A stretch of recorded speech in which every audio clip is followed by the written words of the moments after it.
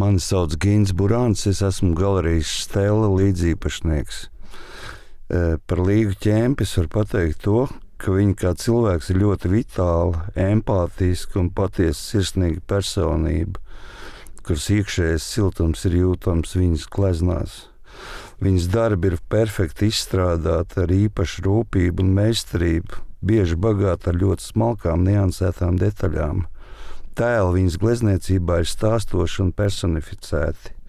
Tie dzīvo savu dzīvi, atklāja raksturus un emocijas, runājot skatītājam personīgā līmenī. Un tagad par gleznu.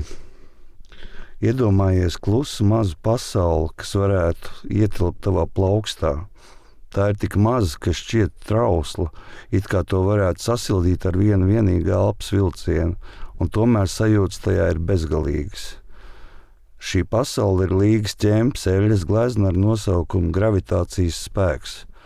Tā ir pavisam neliela, tikai 23 x 20 cm. Bet tiklīdz tu tajā ieeji, izmērs zaudē jebkāda nozīme.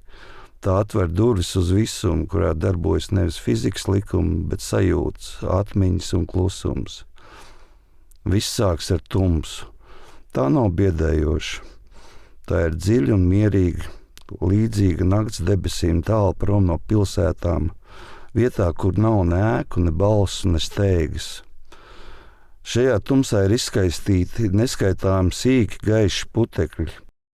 Tie varbūt ir zvaigznes, bet varbūt tie ir kosmiskie putekļi vai sniegpārslas. Tie nekrīt lejup, tie vienkārši ir.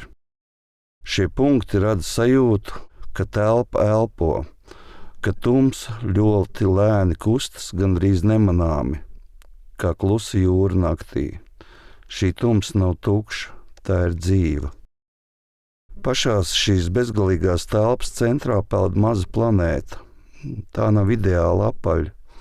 Tās virsma ir raupja, nelīdzena, ar plaisām un slāņiem, it kā tajā būtu ierakstīts laiks. Tā izskatās pēc zemes, kas piedzīvojusi gan karstumu, gan augstumu. Krāsas ir siltas, sarkani un oranži toņi, kas atgādina kvēlojošas ogles, rudenīgi lapu čaboņi vai siltu mālu plaukstās. Vietām šie toņi pāriet zilganā vēsumā, it kā planēta vienlaikus glabātu gan uguni, gan ledu. Tā šķiet sena un reizē tik trausla, ka varētu sadrupt vai aizlidot, ja uz to skatītos pārāk cieši. Un tad uz šīs vientuļās planētas parādās kas pavisam negaidīts, kaut kas ļoti cilvēcīgs, ceļa zīme, gājēji pārēji. Pārējas josla ir tikai nojaušama virsmu, virs tās paceļas ielas latērna. Tās gaisma nav spoža, tā ir koncentrēta, mierīga un nedaudz vēsa. Latērnas gaismas kūls izskatās tā, it kā tajā viegli sniktu sīki putekļi vai sarmas gabaliņi lēnām krīt caur gaismu. Tas atgādina vakaru pilsētā, kad iela ir tukša, bet latērna joprojām deg. Ne tāpēc, ka kāds skatās, bet tāpēc, ka tā ir radīta, lai degtu, it kā kādu gaidītu. Mazās planētas apakšā ar saknēm cieši pieķērsies virsmai aug ābele. Tā nav liela, bet skaidri atpazīstama. Tās stumbras ir stingras un zari plešas mierīgi. Uz tiem karājas 3 sarkani ābolīši, koši, silti dzīvības punkti augstajā telpā. Taču šajā pasaulē gravitācija ir zaudējusi savu varu. Āboli nekrīt zemē. Tie lēnām atraujas no zariem un sāk celties augšup, bez skaņas, bez pretestības. Tie peld debesīs starp zvaigznēm. Tie jau ir tālu, kļuvuši par sīkiem sarkaniem punktiem, gandrīz nešķiramiem no zvaigznēm, kā košas domas, kas aizbeld prom. Viens ābols tomēr ir citāds. Tas nepaceļas gaisā.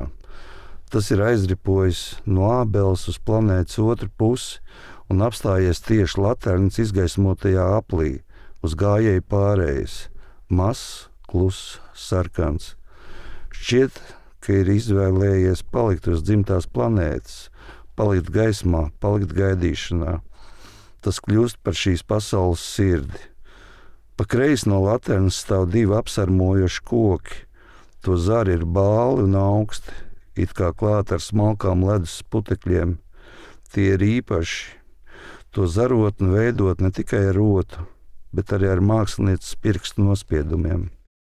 Tajos uz visiem laikiem ir palicis pieskāriens, cilvēka klātbūtne. Koki stāv klusi, kā liecinieki visam, kas notiek, un arī tam, kas nenotiek. Un tad glezna ļoti klusi uzdod jautājumu. Jau šīs mazās planētas ir laterna un gājēji pārēja, kam tās ir domātas. Neviens cilvēks gleznā nav redzams, taču cilvēks ir jūtams it visur. Viņš ir laternas gaismā, viņš ir gājēji pārējā, viņš ir ābolā, kas palicis uz zemes. Varbūt kāds šeit ir dzīvojis, varbūt kāds vēl tikai nāks. Šī glezna stāsta, ka gravitācija nav tikai spēks, kas valp lejup. Tā ir saikne un tas, kas ļauj aiziet. Tā ir par zemi un debesīm un par to, ka pat pilnīgā klusumā, pat tad, kad neviena nav, gaisma turpina spīdēt.